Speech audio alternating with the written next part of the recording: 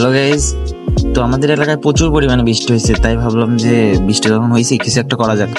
তাই পোলাপানদের সাথে চলে আসলাম কলা গাছ দিয়ে ভেলা বানাইতে।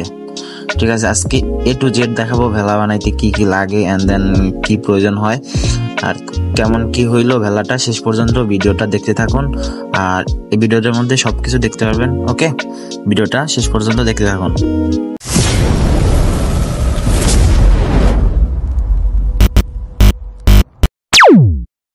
তো hey guys, welcome to my new blog.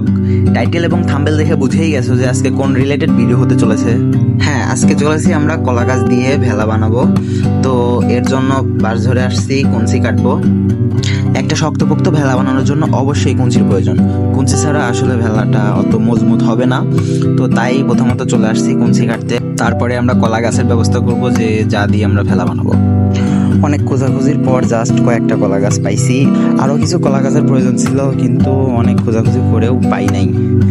তো এটা দিয়ে বেশি মজবুত হবে না আশা করি, তবুও চেষ্টা করব যতটুকু সম্ভব শক্তপোক্ত করার জন্য। তো দেখতে থাকুন ভিডিওটা। পোলাপানদের জন্য ভেলা বানানো বেশি শক্তপোক্ত প্রয়োজনও নাই, ছোট ছোট দুইজন বাচ্চা উঠলেই হবে। ওদের জন্যই মূলত বানানো, নিজের ওঠার কোনো ইচ্ছা নাই, না আমার ওজনও নিতে পারবে না। তবুও চেষ্টা করব খুব মজবুত করে বানানোর, যাতে ওরা আবার নষ্ট করে না ফেলতে পারে। যাই হোক, কলা গাছের ব্যবস্থা হয়ে গেছে শেষ। এখন কলা গাছের ভিতর দিয়ে দিতে হবে আর কি। কঞ্চি কাটতে হবে, কেটে এখন ভিতরে দিব, যাতে কলা গাছগুলো একসাথে থাকে, আলাদা হয়ে না যায়। আলাদা হয়ে গেলে তো উঠা যাবে না, সমস্যা হবে।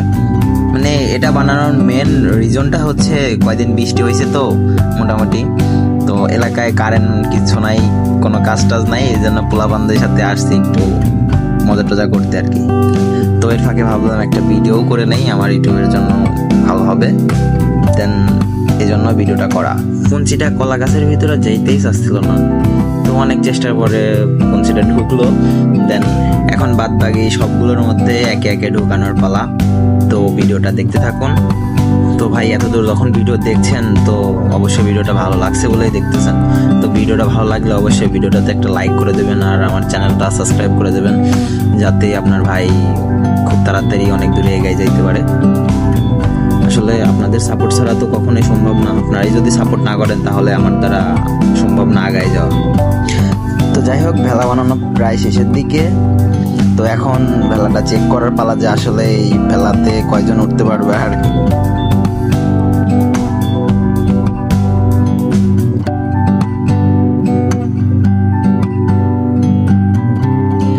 তো দেখতেই পাচ্ছেন ভেলাটা বানানো পুরাপুরি কমপ্লিট। এখন গভীর পানিতে দিয়ে দেবো, আর পোলাপানরা আসলে এখানে তো খেলতে পারবে না, ওখানেই যাই খেলবে। তো দেন ভিডিওটা এই পর্যন্তই ছিল। আমার ওজন তো নিতে পারছিল না, আমার ওজন নিতে পারবেও না। তো যাই হোক গাইজ, ভিডিও আর লং করবো না, এই পর্যন্তই ছিল। তো ভেলাটা কেমন হয়েছে আর ভিডিওটা কেমন লাগছে সবাই একটু কমেন্ট করবেন।